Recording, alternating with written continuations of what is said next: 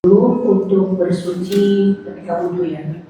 Oke. Seperti biasa dalam tertib kajian kita, mohon dapat silent handphone masing-masing supaya kita tetap fokus, dan bagi yang membawa anak kecil mohon dapat diposisikan agar tetap tenang, dan juga sesi pertanyaan akan kita berikan di akhir acara. Bisa bertanya langsung atau menulis di secari kertas, nanti yang panitia akan kirim untuk mengambilnya. Untuk mempersingkat waktu, kami persilakan Ustaz.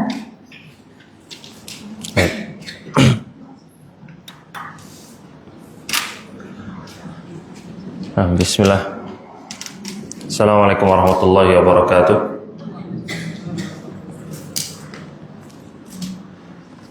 Alhamdulillah nahmaduhu wa nasta'inuhu wa nastaghfiruh wa na'udzu billahi min syururi anfusina wa min sayyiati a'malina.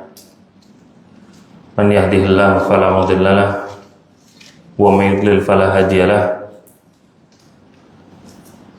Asyhadu an la ilaha illallah wa asyhadu anna Muhammadan abduhu wa rasuluh. Allah Ta'ala fil Qur'anil Karim, ya ayyuhalladzina amanu taqullaha haqqa tuqatih wa la tamutunna illa wa antum muslimun. Amma ba'd, fa inna khairal kalami kalamullah wa khairal hadi Muhammadin sallallahu alaihi wa ala alihi wa sahbihi wa sallam, wa syarrul umuri muhdatsatuha fa inna kulla muhdatsatin bid'ah wa kulla bid'atin dhalalah wa kulla dhalalatin finnar. Amma ba'd. Bapak dan Ibu semua rahiman wa rahimakumullah. Pertama tentunya kita bersyukur kepada Allah. Allah masih mengizinkan kita untuk bisa kembali bermajelis ilmu, untuk kita membaca ayat-ayat Allah dan juga hadis-hadis Nabi sallallahu alaihi wasallam. Walaupun qaddar Allah, tadi ana salah keluar tol, sampai akhirnya lampu merahnya harus ke arah Pondok Indah ya. Akhirnya kena macet di Pondok Indah dulu, muter lagi, walhasil jalan-jalan dulu. Masya Allah. Taib,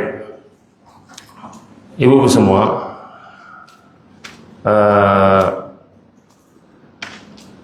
di pertemuan kita di pagi hari ini, Anda mau membahas sebuah pembahasan, mungkin tidak kembali dulu ke kitab lagi. Di pertemuan yang lalu kita membahas tentang, kalau nggak salah, tentang bagaimana cara istiqomah setelah bulan Ramadan, kalau tidak salah ya. Insya Allah pembahasan masalah kitab akan kita lanjutkan di pertemuan yang berikutnya.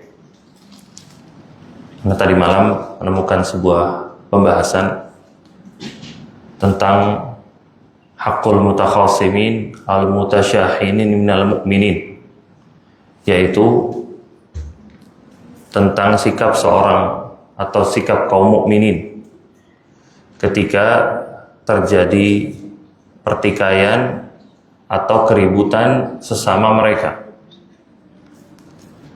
Ini sebuah tulisan yang bagus yang ditulis oleh namanya Syekh yang memiliki kunyah, Syekh Abu Islam namanya. Beliau berasal dari Yordania dan beliau di antara ulama di sana yang beliau wafat beberapa tahun yang lalu. Dan ini adalah sebuah pembahasan yang penting dikarenakan keributan sesama kaum muslimin adalah sebuah realita yang kita lihat setiap harinya. Entah itu pada kaum muslimin yang jauh atau bahkan kepada kaum muslimin yang dekat dengan kita, dari saudara-saudara kita sendiri. Yang di dalam Al-Quran Allah sudah menjelaskan bahwasanya orang-orang mukmin itu saling bersaudara. Allah mengatakan innamal mu'minuna ikhwatun, bahwasanya orang-orang mukmin itu bersaudara. Ayat ini menjelaskan yang pertama, bahwasanya orang-orang mukmin itu memiliki hubungan, yaitu namanya hubungan iman. Itulah yang menjadikan mereka itu bersaudara satu sama lain. Sebagaimana adanya ikatan yang lain namanya ikatan darah, menjadikan seorang itu bersaudara. Jadi dari sini kita memahami seorang dikatakan saudara entah ketika dia memiliki ikatan darah atau ketika dia memiliki ikatan iman. Dan kemudian di antara faedah dari ayat ini, tujuan Allah menjelaskan orang-orang mukmin itu saling bersaudara adalah agar mempererat persaudaraan mereka dan juga untuk saling memaafkan dan mentoleransi satu sama lain. Makanya di lanjutan ayatnya Allah mengatakan innamal mu'minuna ikhwatun fa aslihu baina akhawaykum wattaqullah. Damaikan antara saudara-saudara kalian dan bertakwalah kalian kepada Allah. Kita lihat para saudara yang memiliki ikatan darah.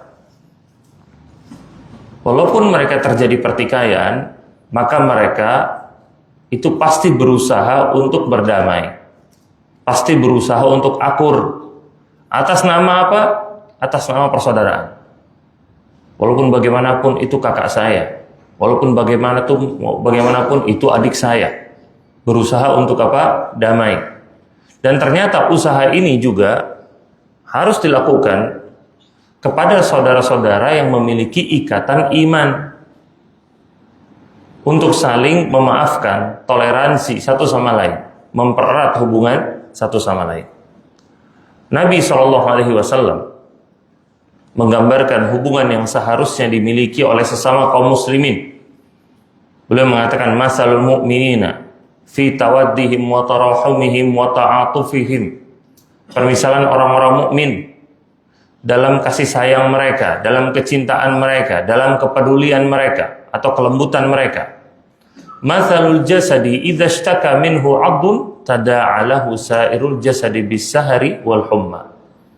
Itu permisalannya adalah seperti sebuah jasad yang jika salah satu anggota tubuhnya merasa sakit, maka menderita keseluruhan tubuhnya. Entah itu dengan begadang atau dengan demam. Ini yang terjadi ketika seorang terluka badannya, kemudian qadarullah sampai infeksi. Karena satu luka tersebut, akhirnya yang demam satu tubuhnya, menderita. Sama seperti orang kalau sakit gigi, yang sakit giginya, yang menderita seluruh anggota tubuhnya. Nggak bisa diajak ngomong, nggak bisa diajak berpikir, mau dibawa jalan kemana-mana, nggak nafsu sama sekali. Padahal yang sakit apa? Cuma giginya aja. Nabi memberikan permisalan ini kepada orang-orang mukmin. Orang-orang mukmin satu sama lain itu seperti itu. Jika salah satu dari mereka itu merasa sakit, maka seluruh kaum muslimin pun merasa menderita.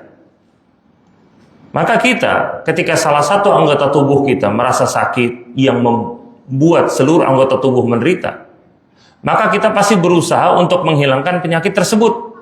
Supaya apa? Tidak menderita seluruh anggota tubuhnya. Yang infeksi lukanya diobatin sama dia, yang giginya sakit ya dia pergi ke dokter. Biar apa? Seluruh anggota tubuhnya tidak menderita lagi. Itu pula yang kita lakukan kepada sesama kaum muslimin. Ketika kita melihat ada satu kaum muslimin atau sebagian kaum muslimin yang hidupnya susah, maka berusaha untuk kita itu membantunya. Itu bentuk kepedulian dan juga kecintaan kita satu sama lain. Kemudian Nabi SAW juga menggambarkan tentang bagaimana seharusnya persatuan yang ditunjukkan oleh kaum muslimin. Nabi mengatakan al-mu'minu lil mu'mini kal bunyan yashuddu ba'duhu ba'dha. Bahwasanya orang mukmin dengan mukmin yang lainnya itu seperti bangunan. Mereka itu saling menguatkan satu sama lain. Wa syabbaka baina asabi'ihi. Kemudian Nabi SAW beliau mengeratkan jari jemarinya seperti ini. Yaitu menunjukkan saling menguatkan satu sama lain. Bangunan itu saling menguatkan. Kita lihat ada batu bata satu, ditambah lagi 2, ditambah lagi 3. Terus itu. Nah itu menjadi kuat seperti bangunan, ada pondasinya, ada dindingnya, ada temboknya semuanya. Akhirnya jadilah bangunan yang kuat. Inilah permisalan Nabi SAW berikan kepada orang-orang mukmin. Dan perhatikan di sini, Bapak dan Ibu semua, Nabi SAW di sini menggunakan kata-kata mukmin. Beliau tidak menggunakan kata-kata muslim.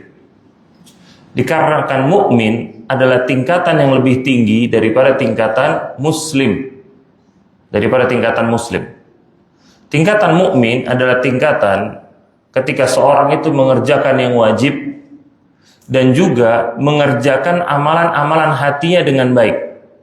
Itu cara seorang untuk mencapai tingkatan mukmin. Nabi ketika ditanya tentang Islam, maka beliau menjawab dengan rukun Islam yang 5. Nabi ketika ditanya tentang iman, Nabi menjawab dengan rukun iman yang 6. Dan keimanan itu lebih tinggi daripada keislaman. Kemudian, Bapak dan Ibu semua rahimani wa rahimakumullah. Maka dari itu, kita kaum muslimin, kaum mukminin, kita diperintahkan untuk menjauhi hal-hal yang bisa merusak persatuan tersebut, yang bisa merusak persatuan sesama kaum muslimin. Di antara yang bisa merusaknya adalah minum-minuman keras, perjudian, perdukunan, dan juga mengadu nasib.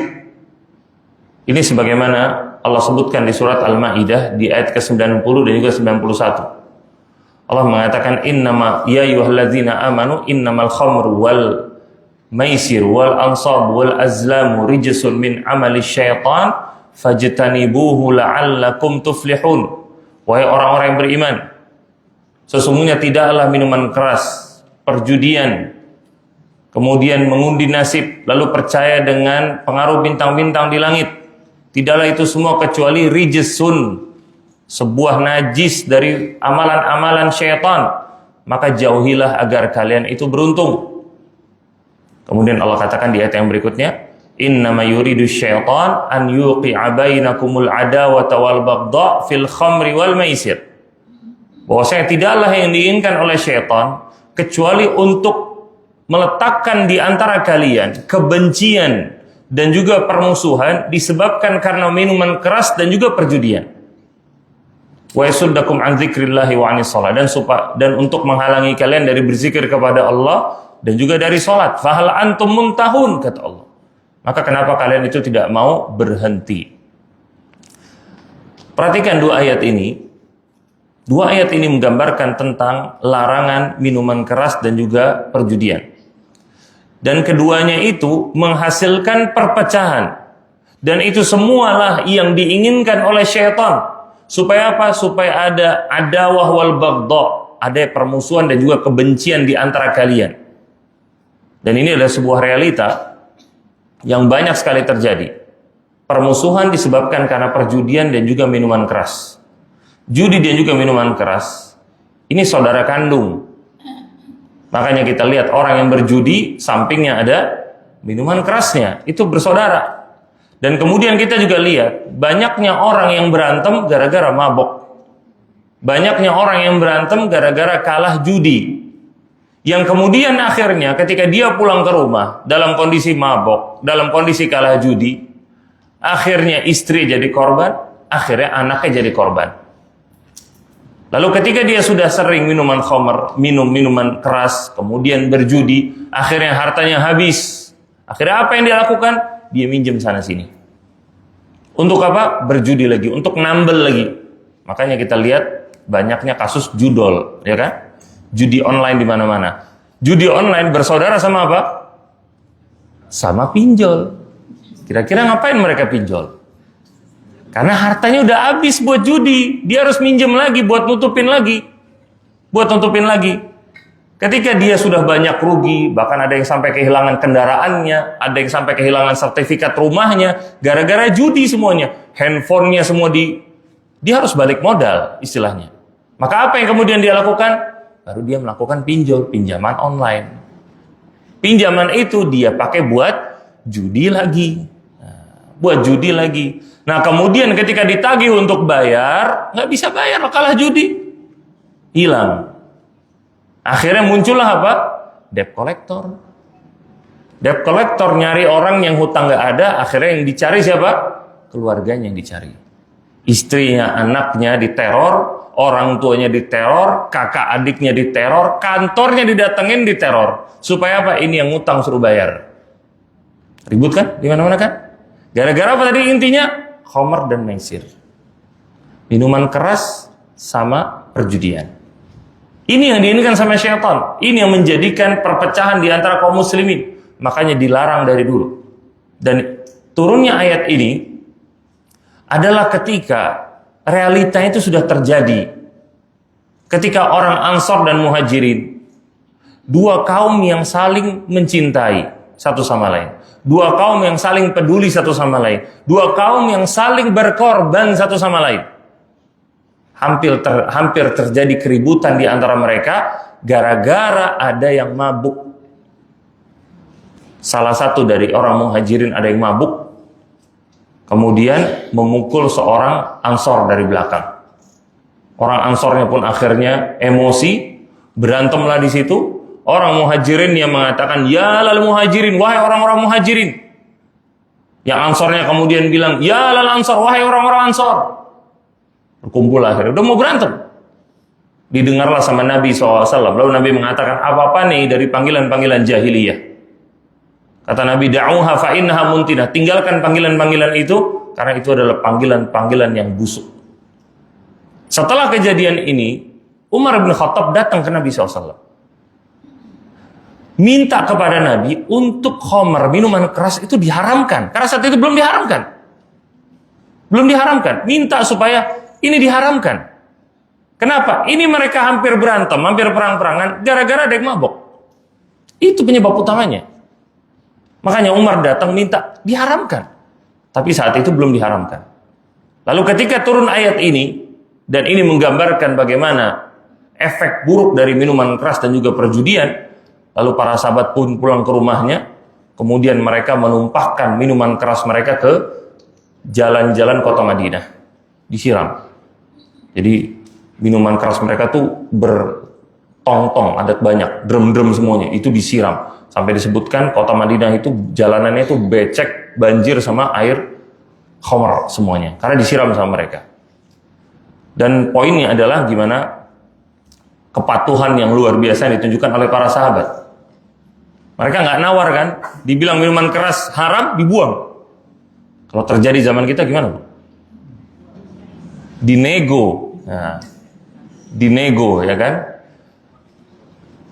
Dari dulu minuman keras itu ada yang murah, ada yang mahal. Lihat orang zaman sekarang ketika disampaikan musik itu nggak boleh, alat musik itu nggak boleh.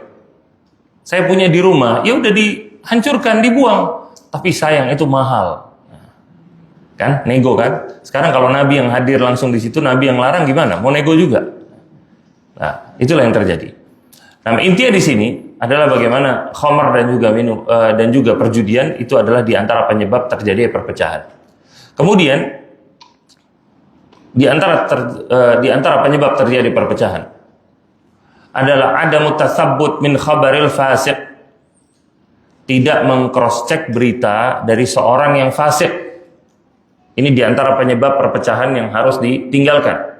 Tidak meng-cross check berita dari seorang yang fasik. Allah mengatakan, ya ayyuhalladzina amanu in ja'akum fasiqun binaba'in fatabayyanu. Wahai orang-orang yang beriman, kalau datang kepada kalian sebuah berita dari seorang yang fasik, fatabayyanu, maka tabayyun, cross check dulu beritanya. Lihat di sini ya, Allah mengatakan kalau beritanya datang dari orang yang fasik. Apa sih fasik? Fasik itu seorang pelaku maksiat yang nggak mau tobat-tobat dari maksiatnya. Dia terkenal sebagai pelaku dosa besar, nggak tobat-tobat. Kalau berita datang dari dia, maka nggak boleh langsung diterima, tapi harus di cross check dulu. Yang ada di zaman kita sekarang itu lebih berbahaya daripada ini. Kenapa? Karena apa yang kita dapatkan di zaman kita sekarang, terkadang kita itu mendengar berita dari orang yang kita nggak tahu ini fasik atau bukan. Dalam ilmu hadis namanya orangnya majhul. Majhul itu artinya orangnya nggak dikenal.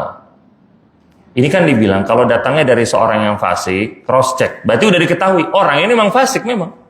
Ini orang tukang bohong, ini orang tukang maksiat. Kata Allah jangan langsung percaya. Cross check dulu. Di zaman kita sekarang berita itu datang, kita nggak tahu nih asalnya dari mana, sumbernya dari siapa, nggak tahu sama sekali. Ini lebih berbahaya daripada kalau sumbernya dari fasik. Fasik kita cross check.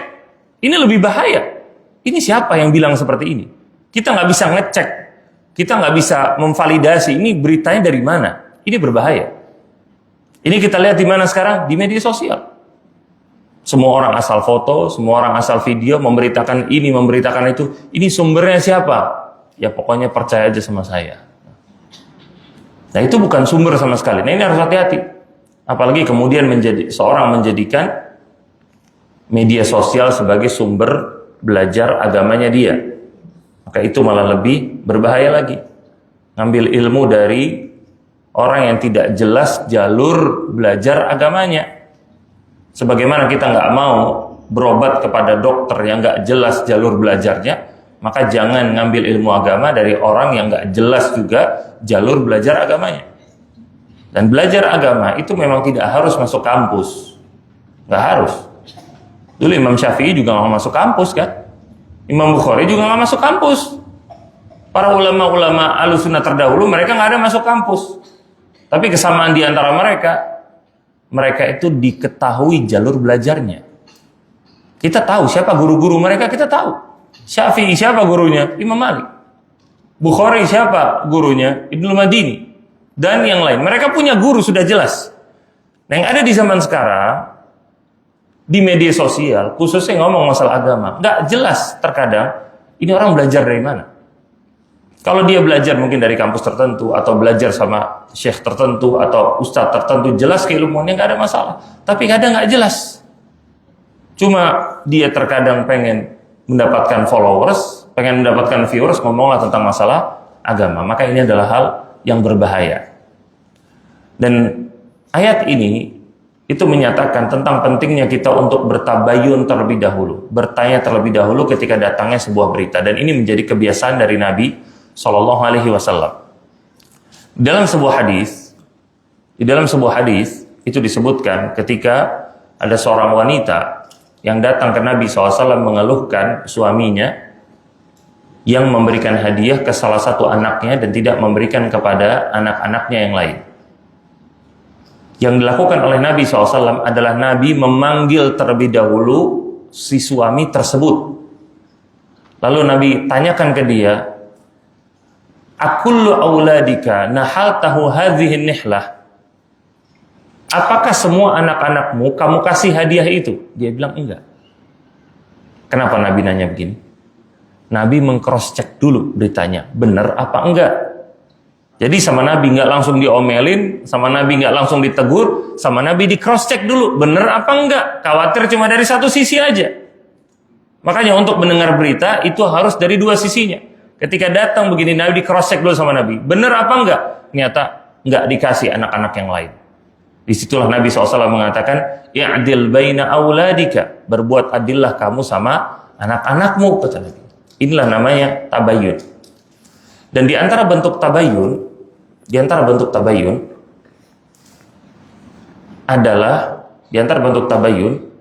itu adalah mempertanyakan tujuan dari kemungkaran yang dilakukan oleh seseorang, atau mempertanyakan tujuan dari perbuatan yang dilakukan sama seseorang.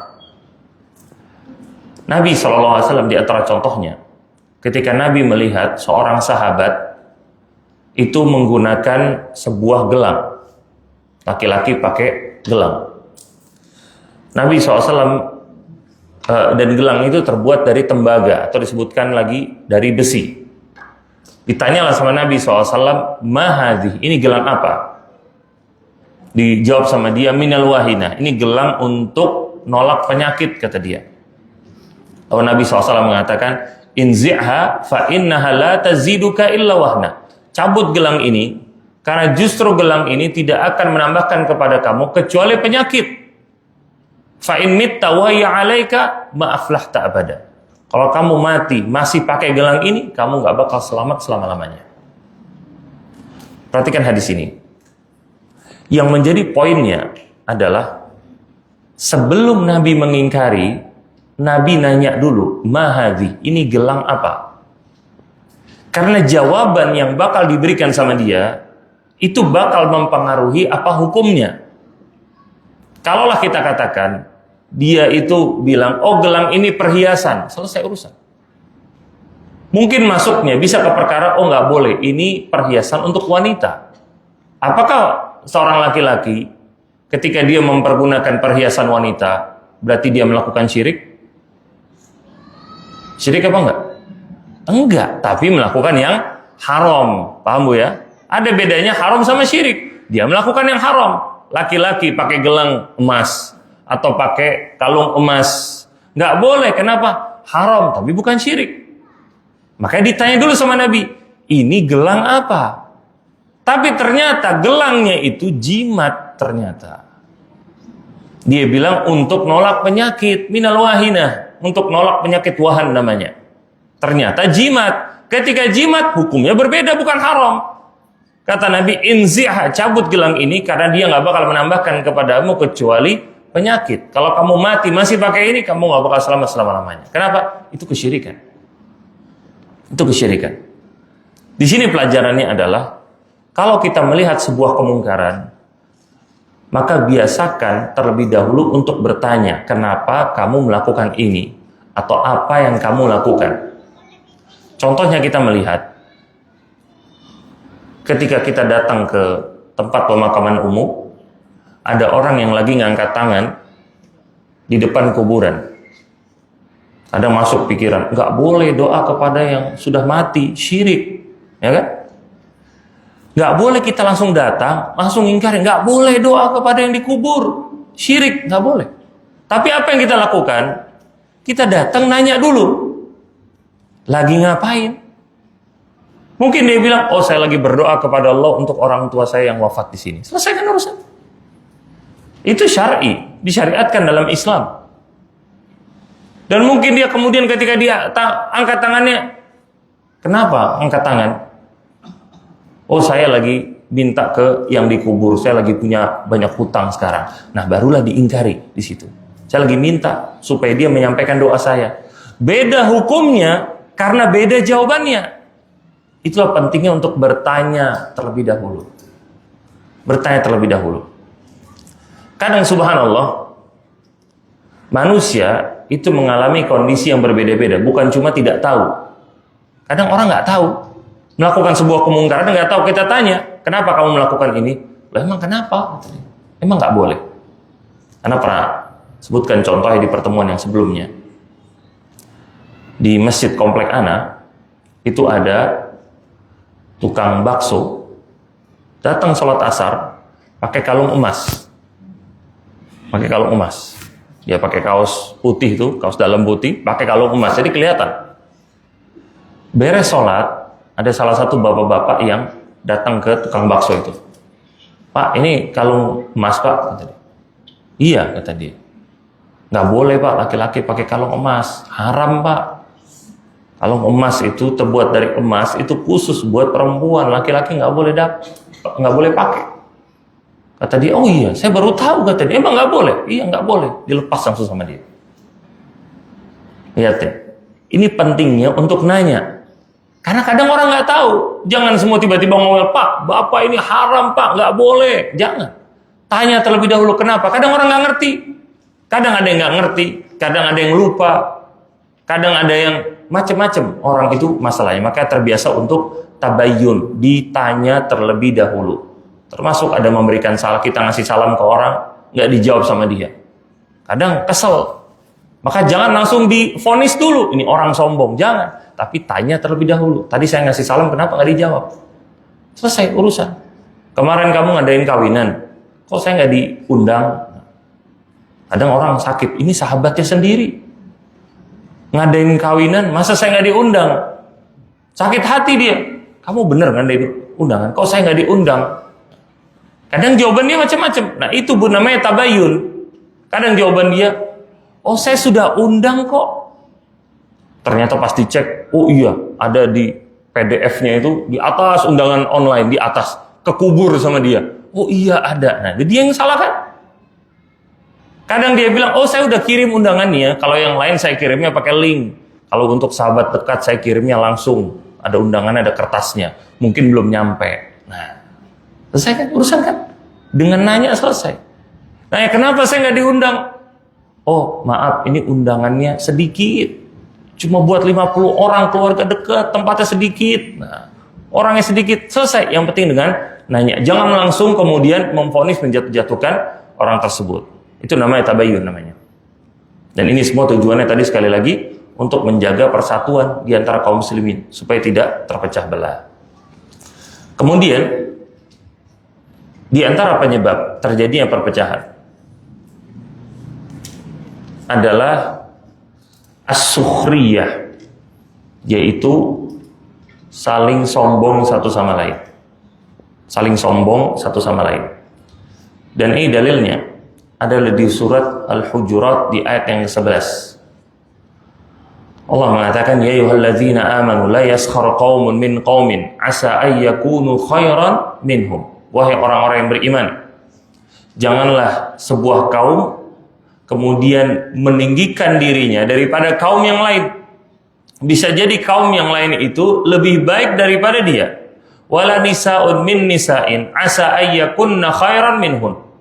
Dan jangan juga para wanita untuk merasa sombong, merasa tinggi daripada sekelompok wanita yang lain. Bisa jadi wanita yang lain itu lebih baik daripada dirinya. Wala talmizu anfusakum wala tanabazu bil alqab. Dan jangan kalian itu mencela diri kalian, dan jangan kalian itu memberikan gelar-gelar yang buruk. Ayat ini menjelaskan tentang tidak bolehnya untuk menunjukkan kesombongan satu sama lain. Berarti adanya perintah untuk selalu bersifat tawadhu, rendah hati. Ada perintah untuk bersifat rendah hati. Nabi SAW, beliau memberikan keutamaan dari seorang yang bersifat tawadhu. Beliau mengatakan, man tawadhu'a lillah rafa'ahu Allah, atau rafa'a, barang siapa yang bersifat tawadhu, rendah hati lillah, karena Allah, maka dia akan diangkat derajatnya sama Allah. Dan diperhatikan di sini, ada orang yang merendahkan orang lain karena merasa dirinya itu lebih terhormat dalam masalah hartanya. Entah itu karena merasa bajunya lebih mahal, atau tasnya itu branded, yang lain enggak. Jadi dia ngerasa lebih terhormat, dia ngerasa lebih mulia daripada orang lain. Nah, itu namanya sombong, namanya nggak boleh. Bahkan ada sebagian orang yang ramahnya cuma kepada orang-orang yang selevel sama dia, statusnya. Kalau statusnya ada di bawah dia, nggak bakal dihubungi. Bahkan kalau ketemu pun pura-pura nggak kenal, nggak ngasih salam sama sekali. Tapi kalau levelnya sama dia, ramah luar biasa. Ini bukan sifat yang baik, ini sifat yang buruk. Lihat bagaimana Nabi SAW yang menjadi sahabat-sahabat beliau bukan cuma orang-orang kaya. Makanya kalau kita dengar kata-kata Abu Hurairah termasuk sahabat Nabi, padahal orang miskin.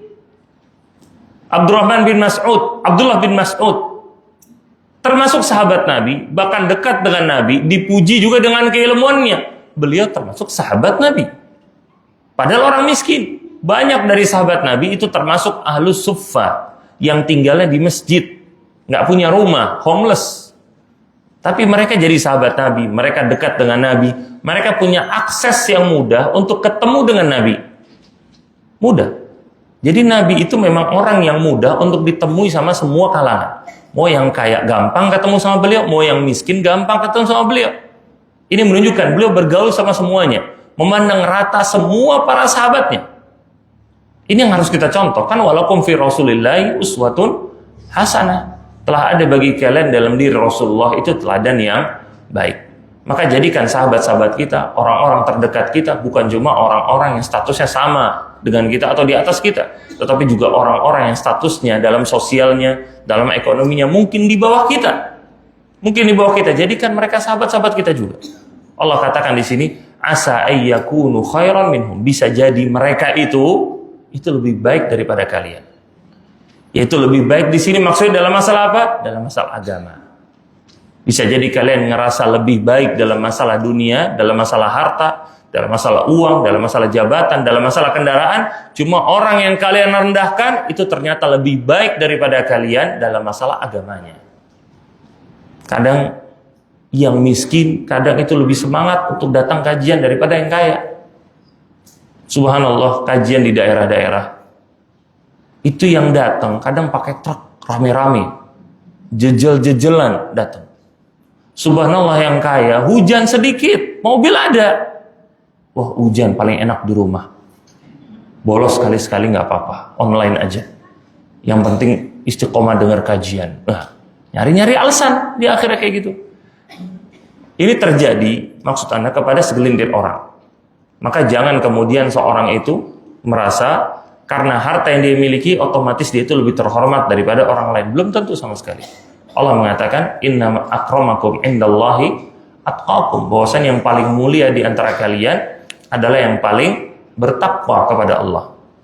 Jadi kalaupun kita punya ART di rumah, punya supir misalkan, maka jangan memandang rendah mereka. Kalau mereka itu lebih bertakwa daripada majikannya, mereka lebih mulia daripada majikannya di hadapan Allah. Walaupun di dunia ya ART, walaupun di dunia supir, walaupun di dunia satpam misalkan, tapi kalau ternyata dia lebih jaga sholatnya, lebih jaga ibadahnya, maka lebih mulia daripada majikan dia sendiri, lebih mulia daripada atasannya dia sendiri. Subhanallah, Anda pernah ngisi di sebuah kantor, bahkan di beberapa kantor Anda ngisi, Anda nggak katakan semua, di beberapa kantor. Subhanallah, gedungnya itu 30 lantai kali. Musolanya itu seperempatnya masjid ini, mungkin lebih kecil lagi, lebih kecil dari masjid. Musola cuma muat mungkin 20-30 orang, sedikit, kecil. Itu kajian rutin setiap habis zuhur. Karena di situ sudah hampir 2 tahun kali. Itu yang hadir kajian, itu paling cuma 10-15 orang. 10 diantaranya OB sama satpam. Sisa 5-nya, yang 2 yang undang Ana. Yang kalau yang undang nggak datang juga sih Ana samperin orangnya. Yang 2 yang undang Ana. Nah yang 3 ya orang yang lagi di situ. Ya alhamdulillah karyawan yang ada di situ. Sisanya karyawan nggak ada. Oh makan Ustadz. Lah ini OB sama klinik juga pada butuh makan. Duduk mereka dengar kajian. 2 tahun yang duduk mereka.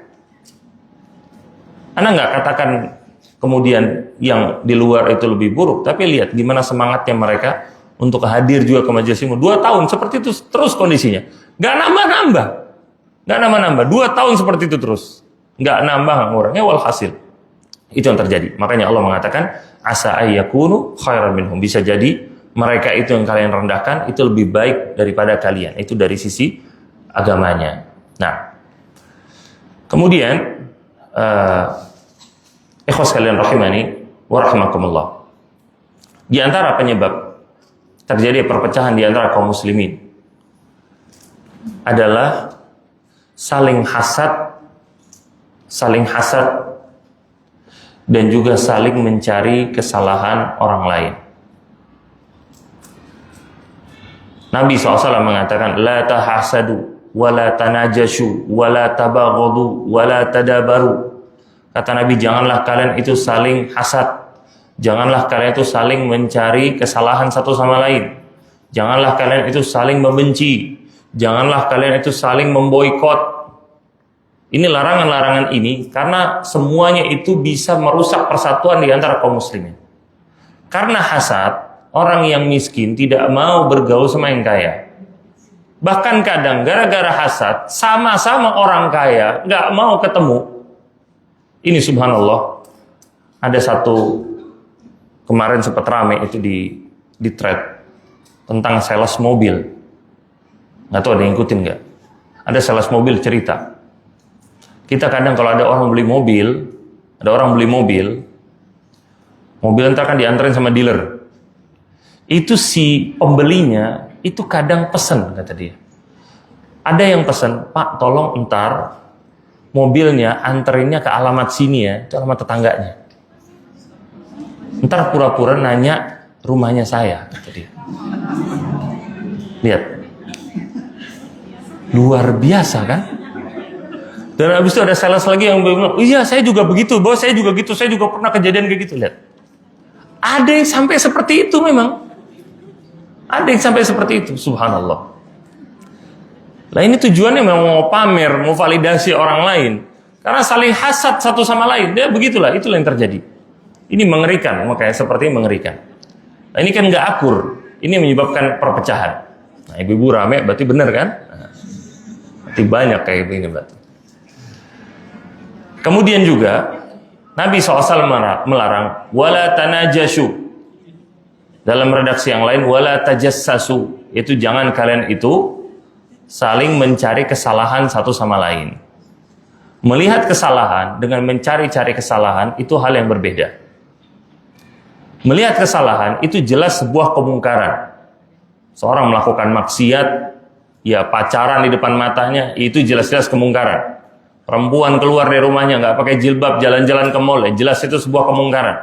Tapi tajassus, mencari-cari kesalahan, itu adalah posisi ketika sesuatu yang benar aja disalahkan sama dia. Kadang sebabnya apa? Hasad.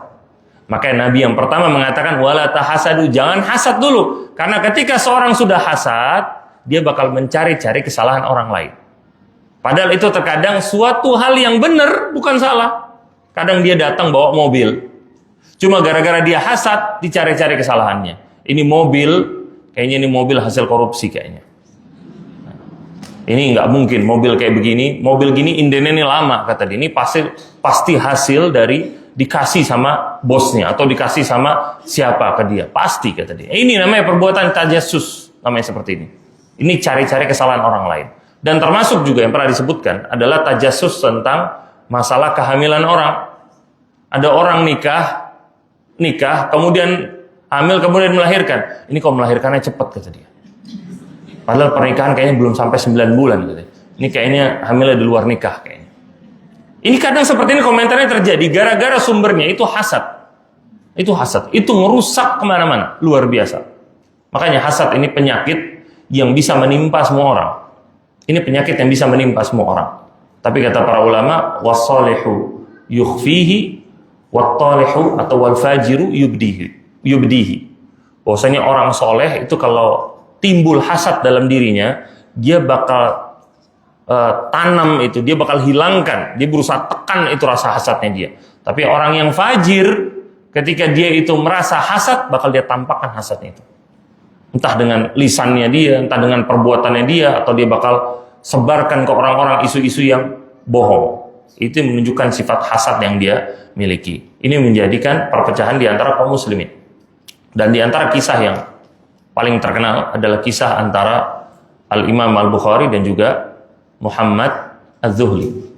Sebuah kisah yang sering sekali diceritakan oleh para ulama. Bagaimana Bukhari itu adalah murid dari Az-Zuhli. Dari kecil itu belajar sama Az-Zuhli. Az-Zuhli ini seorang ulama hadis yang tinggalnya di daerah namanya Khurasan namanya.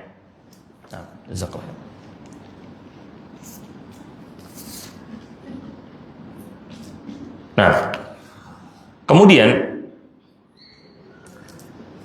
ternyata ketika Bukhari tambah dewasa, kemudian Bukhari pun keluar dari kota tersebut. Kemudian belajar di ulama-ulama yang lain. Sampai akhirnya terkenal, Bukhari pun menulis buku, mengkoreksi hadis-hadis Nabi SAW, sampailah kita kenal punya buku namanya Sahih Bukhari. Terkenal lah di mana-mana. Dia keluar sebagai Bukhari, pulang ke Khurasan sebagai Imam Bukhari. Jadi keluar itu sebagai Muhammad bin Ismail Al-Bukhari. Pulangnya ke Khurasan, ke kampungnya sebagai Al-Imam Al-Bukhari. Jadi imam dia. Ketika dia pulang ke kampungnya, disambut sama penduduk kampungnya. Ini apa? Akamsi. Anak kampung sini, ya. Disambutlah sama mereka ini Bukhari. Disambut sama mereka, kemudian Bukhari pun pulang ke kampungnya, otomatis buka majelis juga. Gurunya masih ada. Tapi karena nama gurunya ini kalah sama namanya Bukhari, Bukhari ini namanya sudah mendunia saat itu.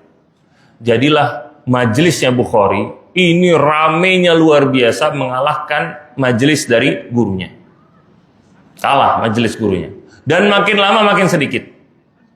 Hingga akhirnya tersebarlah berita bahwasanya Bukhari ini memiliki kesesatan dalam masalah akidahnya. Kesebar di mana-mana. Dan ternyata ditemukan yang menyebarkan berita bohong ini adalah Az-Zuhli sendiri, gurunya. Sampai Bukhari itu harus nulis kitab sendiri, namanya Khalqu Af'alil Ibad namanya, khusus untuk membela akidahnya beliau sendiri. Bagaimana beliau tidak berakidah sesat seperti itu. Tapi isunya, fitnahnya sudah terlanjur kesebar. Sampai saat itu Az-Zuhli ngomong di majelisnya, barang siapa yang masih duduk di majelisnya Bukhari, nggak boleh duduk di majelis saya, kata dia. Hingga akhirnya majelisnya Bukhari kosong, nggak ada orang. Karena fitnah disebar. Bukhari nggak mungkin ngejawab juga dengan fitnah memfitnah gurunya, nggak mungkin, itu gurunya. Bukhari diam. Yang dia bisa lakukan, dia mengklarifikasi pemikirannya, akidahnya nggak seperti itu. Sampai akhirnya majelisnya Bukhari pun kosong, akhirnya Bukhari pun terusir dari kampungnya sendiri, keluar dari kota tersebut, dari Khurasan. Sampai Bukhari akhirnya di dalam kitab beliau Sahih Bukhari, sebuah hadis itu kan pasti dari hadis ini diriwayatkan dari fulan, dari fulan, dari fulan, dari fulan, dari sahabat, dari Rasul SAW, kan selalu seperti itu kan. Karena Az-Zuhli ini adalah gurunya, otomatis banyak hadis yang diambil dari gurunya sendiri kan. Tapi yang menariknya, Bukhari nulis di Sahih Bukhari dari Muhammad, dari A, dari B, dari C. Nulisnya dari Muhammad, nggak mau dari Zuhli. Ibu kenal berapa orang Muhammad, Pak? Kenal berapa orang Muhammad? Banyak kan? Nah itu. Bukhari saking jengkelnya, ya nulisnya Muhammad aja, nggak tahu Muhammad siapa. Silakan pikirkan aja gitu. Nggak mau nulis Az-Zuhli itu nggak mau. Saking jengkel sama gurunya sendiri. Nah ini juga disebutkan oleh Al-Imam Az-Zahabi di Syiar A'lam An-Nubala, bagaimana ini adalah salah satu bentuk hasad yang ditunjukkan oleh Az-Zuhli kepada Bukhari. Dari Zuhli kepada Bukhari, dari guru ke muridnya sendiri, dan menunjukkan bahwasanya sifat hasad itu bisa menimpa semua orang. Bisa menimpa semua orang.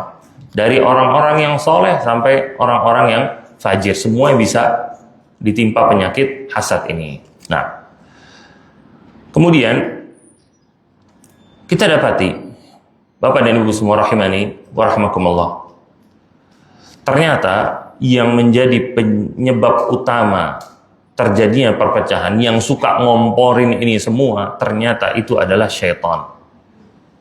Nabi SAW mengatakan, inna syaitan qad ya'isa an ya'budahul musallun fi jaziratil Arab.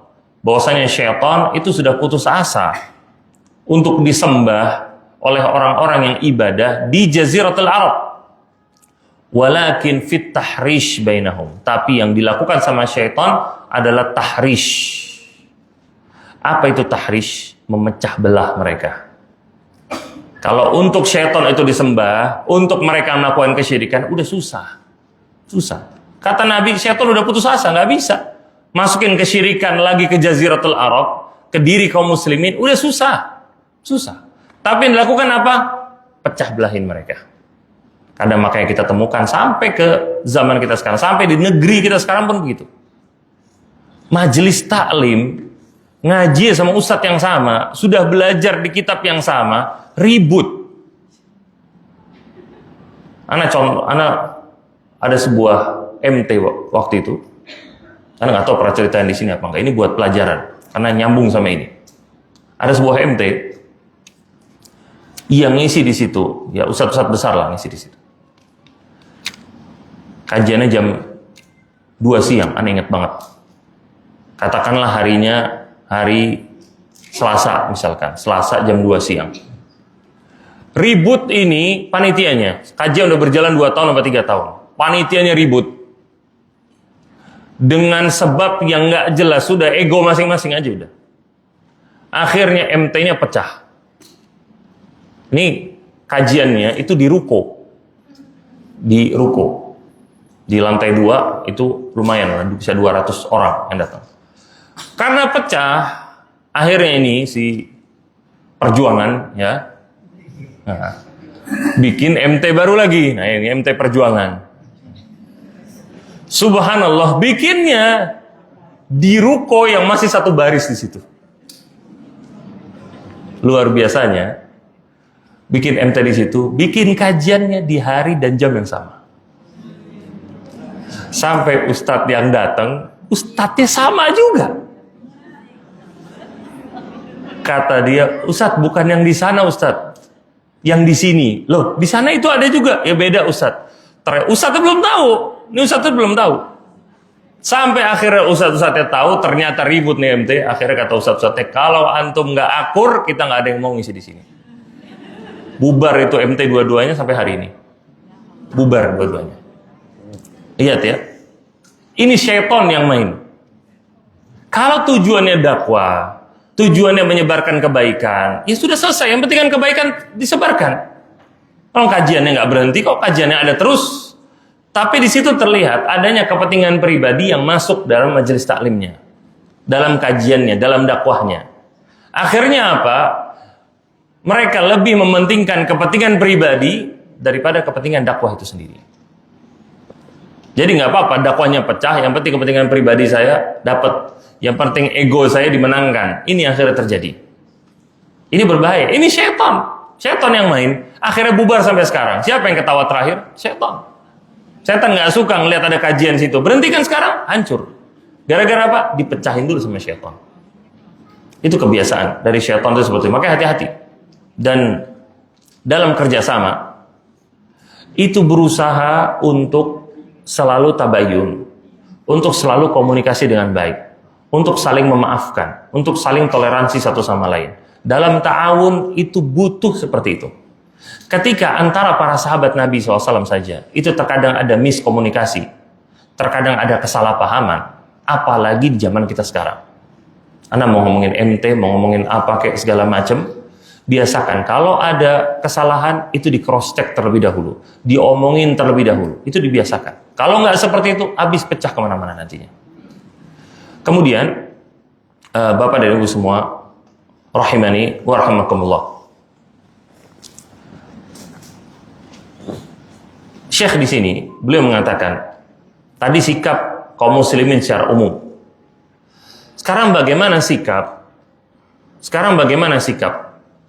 seorang pelaku yang memang sedang ribut dengan orang lain? Kalau tadi itu kita sebagai penonton semuanya, kaum muslimin secara umum. Kalau sekarang ini pelakunya, memang dia yang lagi ribut sama orang lain, dia yang memang lagi nggak akur sama orang lain, dia yang memang lagi musuhan sama orang lain, entah sama sahabatnya, entah sama temannya, kadang sama suaminya sendiri, kadang sama kakak dan adiknya sendiri. Nabi SAW melarang untuk tidak boleh memboikot saudara sesama muslim di atas 3 hari. Nabi mengatakan la yahillu lil muslimin an yahjura akhahu fawqa 3 layalin.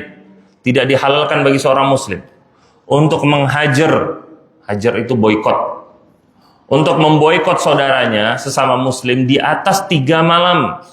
Yaltaqiyani fayu'ridu hadza wa yu'ridu hadza. Keduanya bertemu, yang satu nengok ke sana, yang satu nengok ke sini.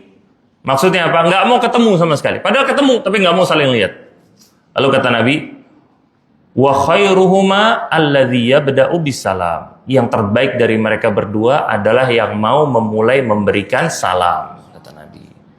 Itu yang terbaik dari mereka berdua. Karena yang memulai memberikan salam itu berarti mau memulai terjadinya islah supaya damai satu sama lain. Dan ini terjadi kepada semuanya, mau kepada bapak-bapak atau kepada ibu-ibu. Kadang kepada sesama saudara pun demikian. Ada kumpul keluarga, ya ada satu tempat, tapi dua-duanya nggak mau ketemu. Persis kata Nabi, yu'ridu hadza wa yu'ridu hadza. Yang itu meleng ke sana, yang satu meleng ke sini, nggak mau ketemu sama sekali. Nah ini orang ribut kayak begitu. Kata Nabi tidak boleh di atas 3 malam, nggak boleh. Setelah itu harus damai. Dan kemudian juga di antara yang Nabi SAW sebutkan tentang ini adalah diundurkannya ampunan bagi dua orang yang masih ribut. Nabi SAW mengatakan, tu'radul a'mal fi kulli itsnaini wa khamis. Bahwasanya amal ibadah itu bakal diangkat ke Allah di setiap hari Senin dan juga di hari Kamis. Fayaghfirullahu likulli imri'in la yusyriku billahi syai'a. Kemudian Allah bakal mengampuni setiap orang yang tidak berbuat kesyirikan kepada Allah. Allah bakal ampuni. Illam ra'an kanat bainahu wa baina akhihi syahna. Kecuali yang gak bakal diampunin sama Allah adalah seseorang yang punya keributan, permasalahan dengan sesama saudaranya. Fayaqul utruku hadzaini hatta yastaliha. Kemudian Allah mengatakan, tunggu, biarkan orang ini sampai keduanya itu berdamai. Jadi gak diampuni sama Allah. Allah bakal ampuni kalau damai dulu. Jadi yang ribut sama saudaranya, damai sekarang. Dan kadang untuk dia mengajak perdamaian, kadang memang bukan dia yang salah. Kadang memang dia yang benar. Cuma demi untuk persatuan, demi untuk perdamaian, islah, maka mulai terlebih dahulu. Kata Nabi tadi, wa khairuhuma alladzi yabda'u bisalam. Yang terbaik di antara mereka berdua adalah yang mau memulai memberikan salam kepada saudaranya. Kemudian tadi kita berbicara tentang orang-orang yang ribut. Nah, sekarang bagaimana dengan orang yang melihat keributan di depan matanya? Jadi kita bahas tadi tentang sebab perpecahan, kemudian ancaman Nabi kepada orang-orang yang ribut, yang memecah belah. Kemudian yang ketiga adalah apa yang dilakukan kalau seorang itu melihat terjadinya keributan antara saudaranya atau antara teman-temannya. Allah memerintahkan untuk mendamaikan saudara-saudara kita, untuk mendamaikan teman-teman kita. Allah mengatakan, innamal mu'minuna ikhwatun fa aslihu baina akhwaikum wattaqullah. Bahwasanya orang-orang mukmin itu bersaudara, maka damaikanlah saudara-saudara kalian dan bertakwalah kalian kepada Allah. Kenapa Allah katakan mukmin itu bersaudara? Kemudian Allah katakan damaikan. Kenapa kira-kira? Karena Allah tahu namanya saudara itu ada aja ributnya. Demi persaudaraan itu Allah katakan aslihu, damaikan saudara-saudara kalian kalau ribut. Jadi kembali lagi ke poin yang pertama, kalian itu bersaudara untuk didamaikan. Kemudian juga di surat Al-Anfal di ayat yang pertama Allah mengatakan fattaqullaha wa aslihu dzata bainikum. Bertakwalah kalian kepada Allah dan berdamailah antara kalian satu sama lain. Dan Allah menjadikan itu sebagai bentuk ketakwaan. Sebagai bentuk ketakwaan untuk kita itu mendamaikan sesama kaum muslimin. Kemudian di ayat yang lain, di surat Al-Hujurat di ayat yang ke-9 Allah mengatakan wa in ta'ifatani minal mu'minina qatatalu fa aslihu bainahuma. Kalau ada dua kelompok dari orang-orang mukmin, mereka saling perang bunuh-bunuhan satu sama lain, damaikan keduanya. Fa in baqat ihdahuma 'alal ukhra faqatilul lati tabghi hatta tafi'a ila amrillah. Kalau ternyata yang salah satu dari mereka berdua itu berbuat berlebih-lebihan, yaitu nggak mau didamaikan, maka perangi orang yang berlebih-lebihan itu sampai itu kembali kepada hukumnya Allah. Itu sampai dia itu mau berdamai. Fa in fa'at fa aslihu bainahuma. Kalau dua-duanya itu sudah tenang, fa aslihu, damaikan dua kubu tersebut. Bil adli wa aqsitu, dengan keadilan, maka berbuat adillah. Innallaha yuhibbul muqsitin. Bahwasanya Allah mencintai orang-orang yang senantiasa berbuat adil. Jadi Allah memerintahkan di sini bahkan sampai level ketika kaum mukminin itu saling bunuh-bunuhan. Allah tetap perintahkan aslihu bainahuma, damaikan, kata Allah. Damaikan. Dan sampai kalau ternyata yang salah satu nggak mau didamaikan, yang salah satu tetap mau membunuh, kaum mukminin yang lain diperbolehkan untuk ikut perang di situ. Tujuannya apa? Menghentikan ini yang nggak mau berhenti, sampai dia itu berhenti. Itu tujuannya. Jadi dua-duanya ini ribut, yang satu mau damai, yang satu mau berhenti, yang satu enggak, yang satu mau perang terus.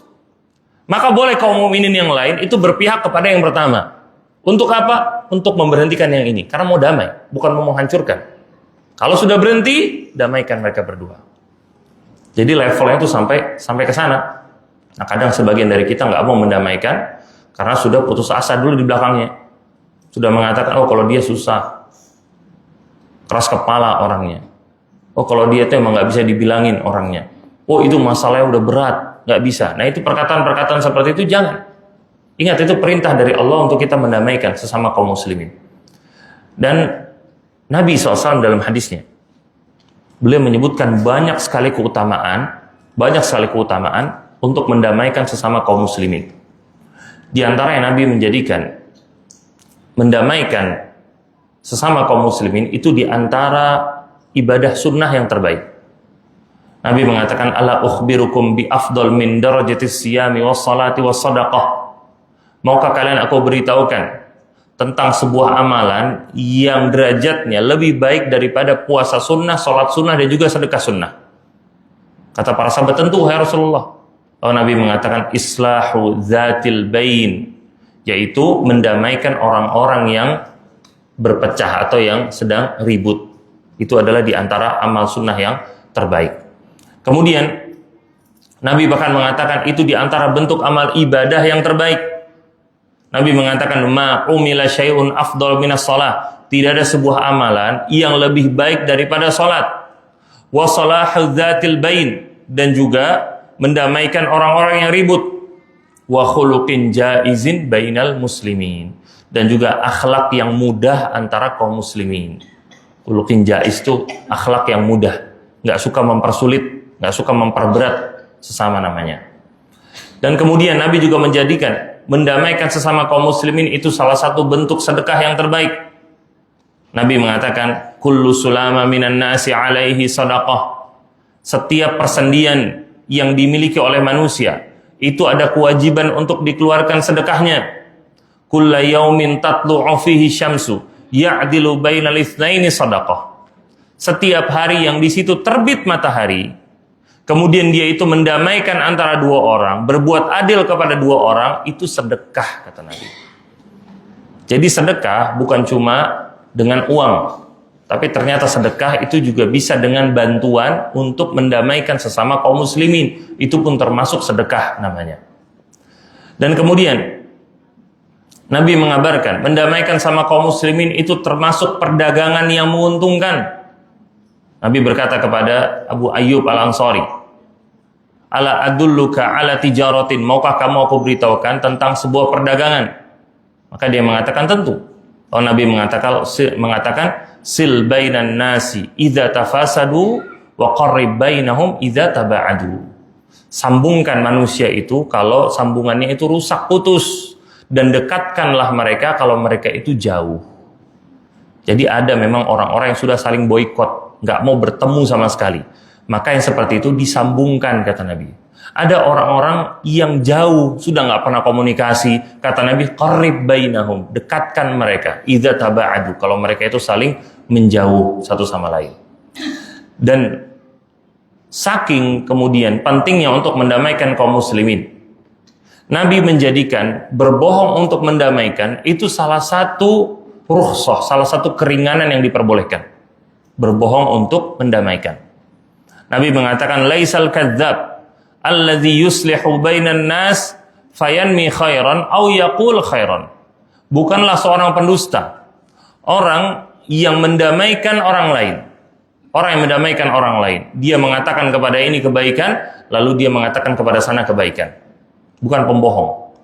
Maksudnya apa? Dia ngomong ke si A sama B ini ribut, nggak mau ketemu sama sekali. Dia bilang sama si A, si B kirim salam. Ini kan, Masya Allah ini, kok kirim salam ke saya? Oh berarti kayaknya dia sudah maafin saya, atau bagaimana? Akhirnya si A juga bilang, ya udah saya kirim salam juga ke si B. Nah ini akhirnya kan akur dengan seperti, padahal enggak, si B nggak pernah ngirim salam ke si A, nggak pernah. Kadang mungkin cuma, ya si B bilang Assalamualaikum. Assalamualaikum kan keselamatan bagi kalian. Nah kalian masuk ke si A situ kan kalian, ya kan? Masuk. Ini kadang anak ketemu teman anak, ya ketemu beberapa teman-teman, kadang bilang, Ustadz tolong doain anak Ustadz, kata dia. Anak bilang, anak doain antum kok. Kalau lagi khutbah Jumat, anak selalu doain antum. Khutbah Jumat kan, Allahumma gfir lil muslimin wal muslimat, ya kan? Allah ampuni orang-orang muslim dan muslimat. Antum masuk orang-orang muslim kan? Ya, udah alhamdulillah udah didoain kalau gitu. Ya, itu masuknya secara umum semuanya. Taib. Rasa ini yang bisa Anda sampaikan. Semoga ini bisa bermanfaat bagi kita semua. Semoga orang-orang yang ribut bisa berdamai, bisa saling memaafkan satu sama lain. Dan sifat memaafkan bukanlah sifat yang buruk. Sifat memaafkan adalah di antara sifat yang terpuji. Sifat memaafkan itu bukan menghancurkan martabat dan juga derajat seseorang. Nabi SAW mengatakan, "Ma zadallahu bi'abdin iffa illa izza." Tidaklah Allah itu menambahkan sifat pemaaf dalam diri seorang hamba, kecuali Allah pun akan menambahkan sifat kemuliaan pada dirinya. Jadi sebagian orang tidak mau memaafkan orang lain karena apa? Karena harga diri, karena dia menjaga martabatnya. Saya nggak mau maafin orang lain. Nah, tapi ternyata kemudian makin dia maafin orang, bukan harga diri jatuh, tapi malah kemuliaannya itu makin bertambah. Nah, ya kalau ada pertanyaan buat kajian hari ini, silakan. Tafadhol. Baik, dari jemaah, dari yang mau bertanya, silakan.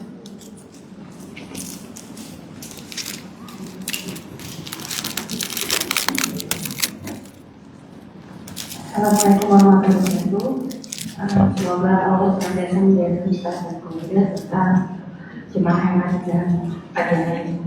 Ustaz ingin bertanya, selama ini ada selama berteman dengan beberapa teman muslim pada beberapa waktu terakhir, selama merasa bahwa beliau seperti dikeluarkan dari pertemanan ini.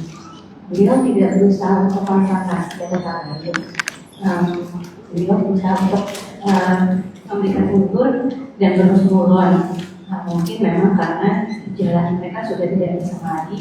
Jalannya Fulana sudah mulai berpikir untuk menjadi lebih baik. Semuanya sampai pada batas itu. Sampai akhirnya beberapa hari yang lalu salah satu dari teman itu meninggal dunia. Sehingga dia merasa bahwa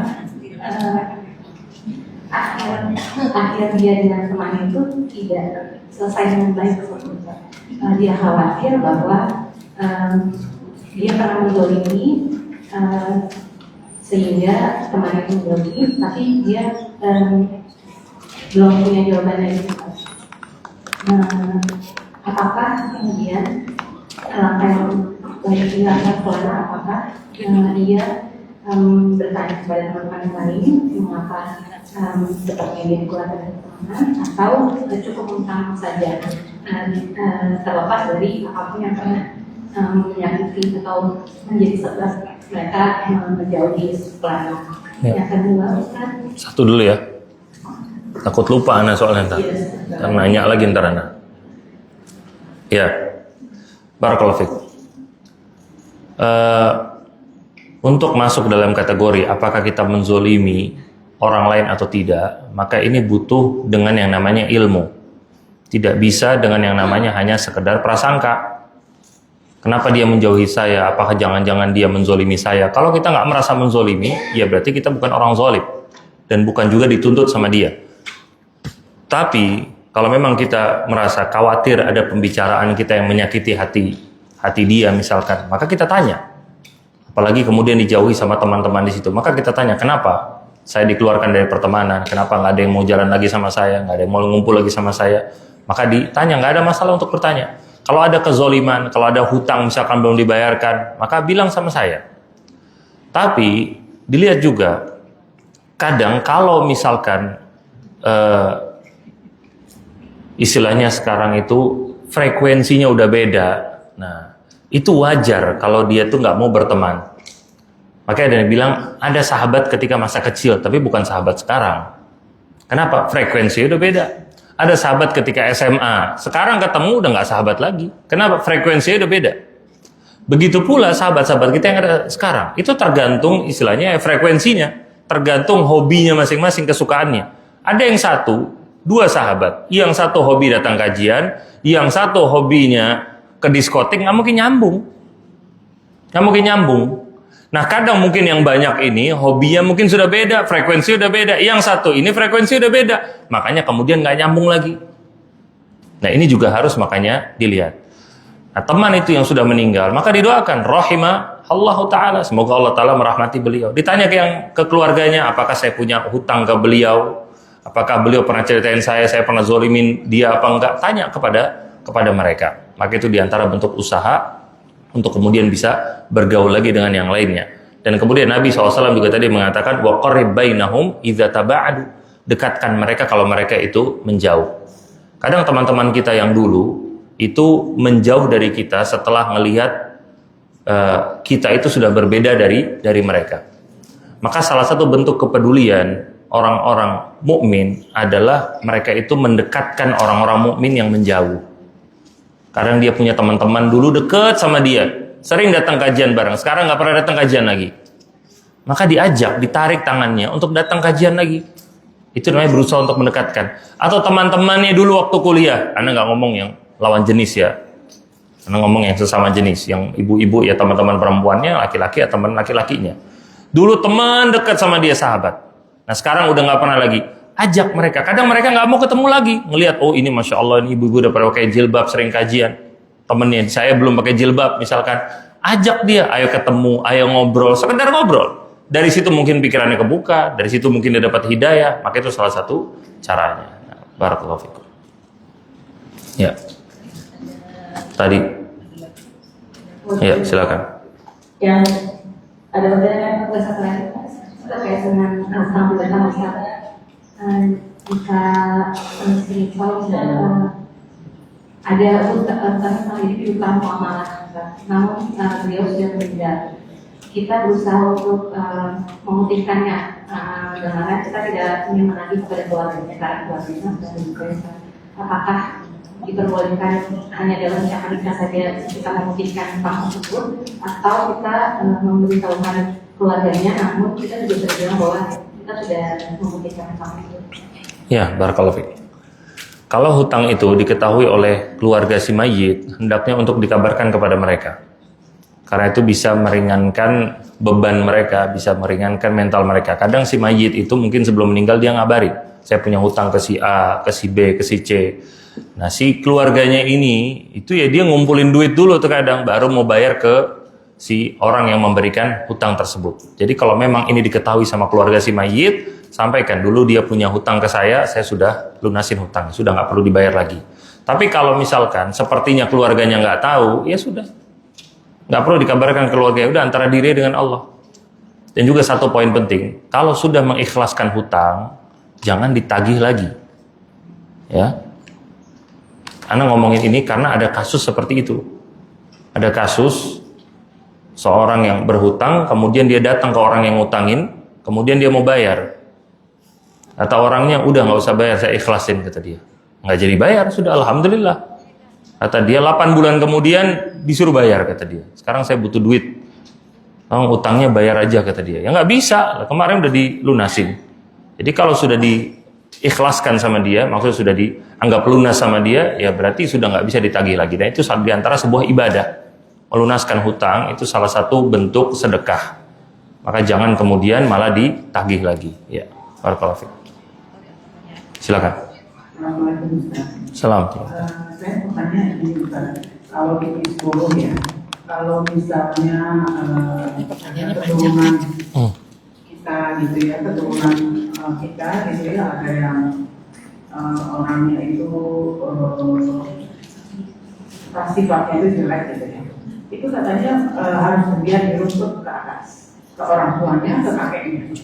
Nah kalau kemudian kalau ternyata dulu itu kakeknya juga ternyata orang yang kurang baik gitu, atau padahal orang tuanya udah bertobat gitu ya, tapi itu diruntut ke atas ternyata kakeknya itu dulunya tuh pokoknya kurang baik. Kenapa? Kalau di dalam psikologi itu bisa menurun gitu, bisa menurun sampai ke keturunannya gitu. Makanya itu saya kebetulan ingat. Apanya nurun, Bu? Sifatnya, sifat jeleknya. Padahal dididik itu ada penelitian begitu baik, akhirnya dia udah terlihat gitu, ada genetiknya gitu. Nah, kemudian jadi artinya saya melihat ini dari sisi kalau orang tuanya, saya pernah dengar kalau orang tuanya itu kakeknya itu baik, ya itu juga keturunannya baik. Gitu. Karena bahkan Allah sendiri menjaga keturunannya. Jadi saya melihat, saya mau bertanya kepada Ustaz, apakah sedemikian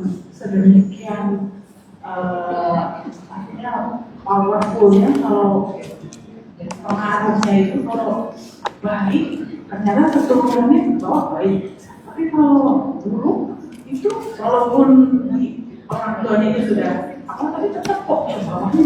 Iya. Nah, barakallahu fiik. Ya, faktor genetik itu memang bisa mempengaruhi watak seseorang. Itu memang bisa mempengaruhi. Makanya para nabi dan rasul itu tidak pernah keturunan dari orang-orang yang buruk. Pasti keturunan dari orang-orang yang mulia. Nabi SAW itu berasal dari keturunan yang kakek-kakeknya itu orang-orang terhormat semuanya. Semua orang-orang terhormat. Nanti itu pembahasan sendiri tentang sirah nabawiyah. Dan ini berlaku ke semua para nabi dan rasul. Dan sampai makanya berujung ke Ibrahim alaihissalam. Jadi Abul Anbiya, semua keturunannya baik semua. Faktor genetik itu memang mempengaruhi. Tapi faktor genetik itu tidak kemudian bisa merubah nasib seseorang. Bisa sampai membuat namanya kakeknya kafir, otomatis cucunya kafir juga. Misalkan buruk sudah pasti anaknya buruk juga, belum tentu. Lihat Abu Jahal, orang kafir, anaknya Ikrimah sahabat Nabi SAW. Yang satu kafir, yang satu beriman. Dan banyak para sahabat demikian. Bapaknya kafir, kemudian anaknya beriman. Berbeda. Genetik itu memang cuma salah satu faktor dari sekian banyak faktor. Nggak menentukan semuanya. Dan di antara yang mempengaruhi memang, genetik itu mempengaruhi watak seseorang, sifat seseorang. Memang betul. Kalau ternyata dia itu mewariskan sebuah sifat yang buruk, maka itu ujian buat dia. Itu ujian buat dia. Ada orang yang lahir dalam kondisi cacat. Itu ujian buat dia. Ujian buat keluarganya. Nanti ketika sudah besar, itu ujian buat dia. Ada orang yang lahir dengan sifat yang buruk. Itu memang Allah yang ngasih. Itu ujian juga buat dia. Makanya para ulama, Imam Malik mengatakan, Innallaha yuwazzi'ul a'mal kama yuwazzi'ul arzaq. Bahwasanya Allah itu membagi-bagi amalan sebagaimana Allah itu membagi-bagi rizki. Amalan di sini diantaranya akhlak.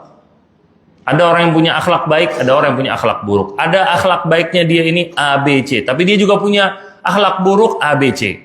Itu Allah bagi-bagi. Sama seperti harta. Ada orang yang Allah kasih gajinya 10 juta, ada yang gaji 20 juta, ada yang gaji UMR, ada yang nggak dapat gaji, tapi penghasilannya harian. Macam-macam. Itu kan cara Allah membagi. Akhlak pun ternyata demikian. Kalau ternyata seorang itu mendapatkan yang buruk, atau sesuatu yang berat buat dia, maka itu ujian buat dirinya. Ada orang yang sifatnya temperamental. Ada orang yang penyabar, ada orang yang temperamen. Disenggol dikit, senggol bacok, tau kan? Nah, dikit-dikit emosi. Ada orang kayak gitu. Nah, jangan kemudian orang seperti itu bilang, oh kalau saya sih orangnya begini. Nah, kalau dia mengatakan seperti itu berarti dia ridho dengan sifat buruk yang dia miliki. Nabi mengatakan la taqdob, jangan kamu marah. Ini maksudnya apa?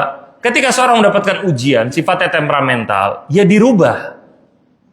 Berusaha wataknya itu dirubah, ditahan emosi dia. Ada orang yang bilang, oh sifat pemarah itu, oh ini seperti Umar bin Khattab. Umar memang pemarah, betul. Umar, tapi lihat setelah datangnya Islam, marahnya Umar semuanya selalu berjalan beriringan dengan syariat Islam. Jadi itu ujian untuk seorang itu mengontrol emosinya sendiri. Dia itu mengkondisikan hawa nafsunya sendiri, diatur sama dia. Jadi faktor genetik sekali lagi itu memang bisa mempengaruhi, tapi bukan satu-satunya faktor. Dan kalau ternyata dia mendapatkan sifat yang buruk yang sama dengan bapaknya atau kakeknya, itu adalah ujian bagi diri dia. Setiap orang mendapatkan ujian yang berbeda-beda. Nah, makanya dia banyak-banyak berdoa kepada Allah. Allah mengajarkan doa, Nabi SAW mengajarkan kepada kita doa, Allahumma hdini li ahsanil akhlaq la yahdi li ahsaniha illahu. Ya Allah, tunjukilah aku kepada akhlak yang baik, dan tidak ada yang bisa menunjukkan aku kepada akhlak yang baik kecuali dirimu. Maka Allah yang memutuskan semuanya. Nah.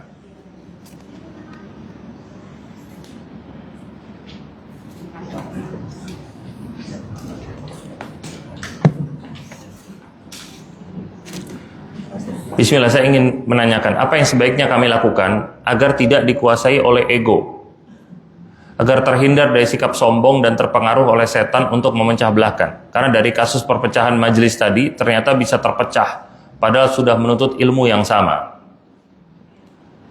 Gimana caranya? Luruskan niatnya. Itu satu-satunya. Ini kita ngomongin majelis taklim. Gimana caranya supaya mereka itu nggak terpecah belah? Lurusin niatnya. Kalian ngadain MT ini buat apa? Apakah supaya orang itu mengenal, oh ini loh ketuanya, oh ini loh pembesarnya, atau tujuannya karena memang untuk meninggikan kalimat la ilaha illallah, tujuannya untuk menyebarkan ilmu kepada masyarakat? Kalau itu tujuannya, selama ilmunya tersebar, walaupun namanya siapapun terserah. Al-Imam Syafi'i rahimahullah ta'ala, beliau pernah mengatakan, wadidtu, kata dia, aku benar-benar berkeinginan kalau ilmuku dan juga bukuku itu semua tersebar, tetapi tidak ada satupun yang disandarkan kepada diriku, katanya. Kalau bisa itu seperti itu.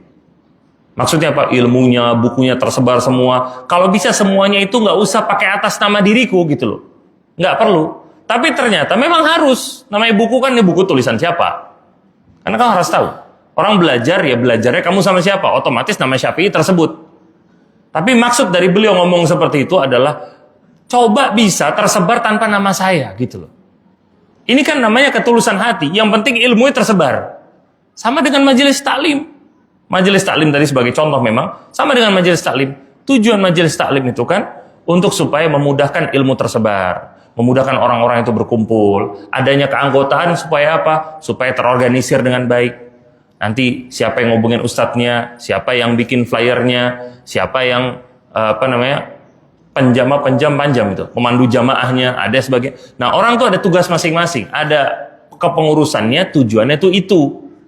Bukan tujuannya untuk meninggikan, menaikkan nama masing-masing, bukan. Tapi tujuannya untuk menyebarkan ilmu itu sendiri. Jadi tadi caranya gimana? Ya, luruskan niat masing-masing. Apa tujuan dari adanya majelis taklim tersebut? Semoga Allah meluruskan niat kita semua dalam beribadah.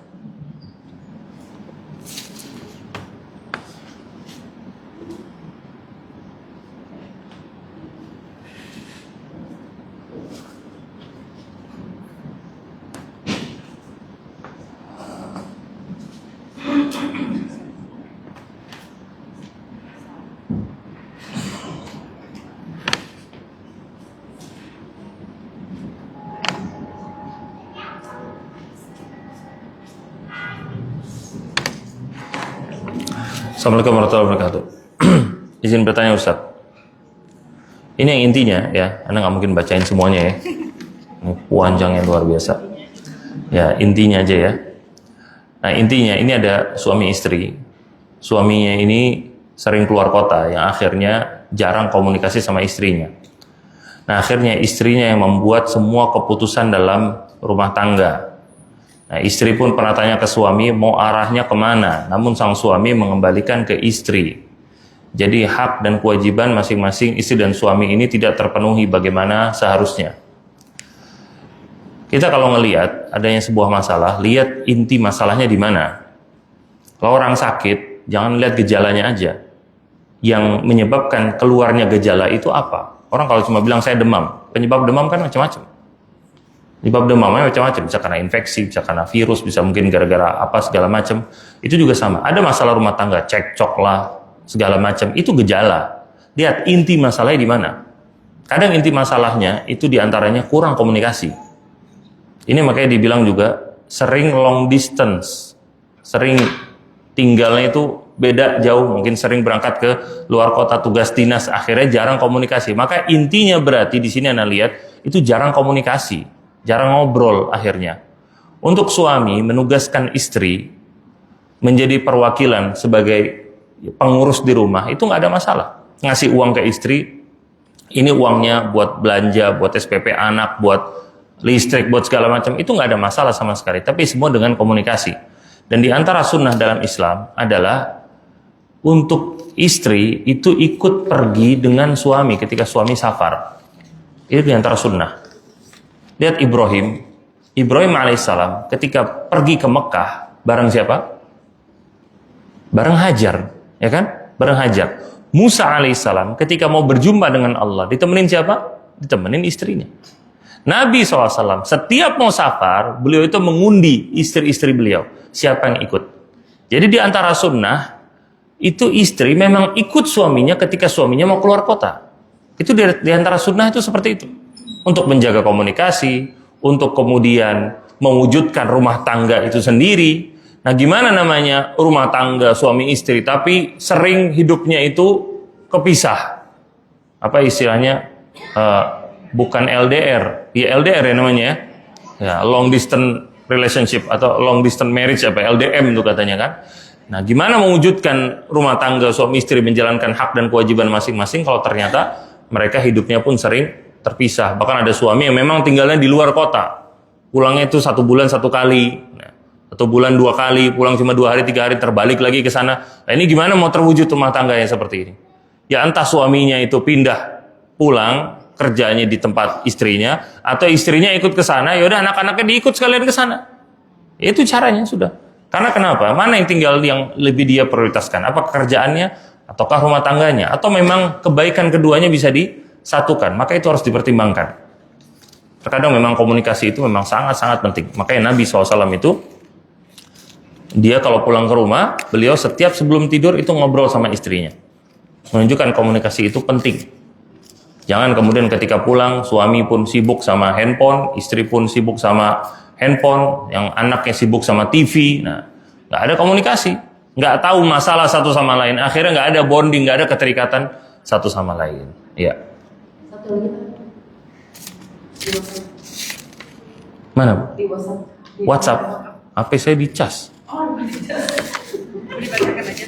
Nah, coba saya lihat di sini. Ya.